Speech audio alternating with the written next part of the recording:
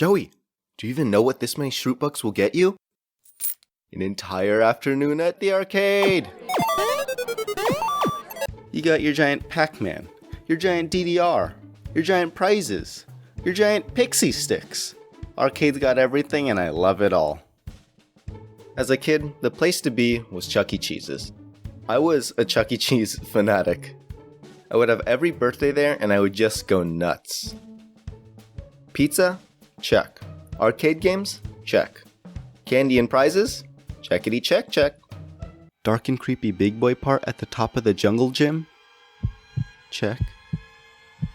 Low-key creepy mascots aside, my favorite part of Chuck-E-Cheese's was always and will always be the Ticket Blaster. The Ticket Blaster is basically this giant tube filled with a bunch of tickets and a giant fan that blows it all everywhere. They never even let me be a smart Asian kid and use my jacket or a hat as a way to collect more tickets, but it was fun anyways. Even though I've never really went into it very many times, the few times I have been into it have definitely been a blast. Please don't click off. Another one of my favorite places is in Las Vegas. No, not that one. That one. Oh yeah, the Circus Circus Midway and Adventure Dome. I remember as a small nugget, I would always love to play the Galaga machines out in the dome with my dad. The Circus Circus Midway is also the origin of two of my most memorable stuffed animals as a kid. Internet, meet Mr. and Mrs. Winkle, whose names I got from this little guy. And I got both of my little Winkles off of this bad boy. I actually have no idea what it's called, but I always called it the Mr. Winkle game, and to be honest, Google kind of let me down on this one, so I'll just name it the Mr. and Mrs. Winkle Wonder Emporium GameStation.com TM. Or just the Mr. Winkle game for short.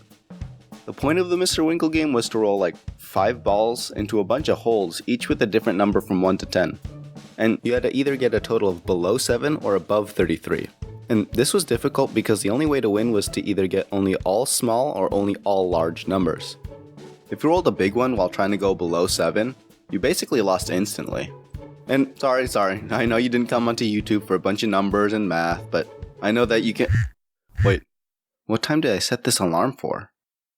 Oh yeah, this is big brain time. So using my massive big brain, 10-year-old me calculated the exact angles and distance that the ball needed to travel to accurately score only 9s and 10s. By adding top spin to the ball by curving it right, we can actually get a nice curve down the drain every time. Obviously taking into account the air conditioning of the room and the friction created by the ball and... Oh, you won already? Huh. And so I made it out that day with only Mr. Winkle. I got Mrs. Winkle my second trip to Las Vegas with basically the same luck. Both times that I won, there's actually no one manning the game and we ended up having to call some random guy that worked at a different one. I guess not many people won or cared about the game very much, but you know what? It's still special to me and my little Winkles. I should probably stop calling them that. Despite all the good I've been talking about arcade games and stuff like that, some of them can be a huge ripoff, especially since how expensive the arcade can be. You pay like $30 and all you get out of it is a small stuffed unicorn, 3 bracelets, and a pixie stick. One might call this a bad financial decision. I call it stonks. I once had a friend spend $90 at the arcade one day. Granted, she did end up with a bunch of really cool plushies and prizes that were probably pretty expensive if she had just bought them herself, but $90? And no, I'm not jealous because all I got was this little Goomba plushie. Yeah, me and him, perfectly fine by ourselves. He's a pretty fun guy to talk to, you know. Hey guys, thanks for watching the video, I really appreciate it. This video kind of took a little bit longer than I expected it to take, and by a little bit I mean a month or two, so there's actually a lot more I wanted to talk about this, so if you like the video you can probably expect a part 2 sometime down the line. Also, I recently made a Tumblr and Newgrounds page where I'm going to try to post a little bit more consistently, so if you're interested in supporting me, just go ahead and check those out as well.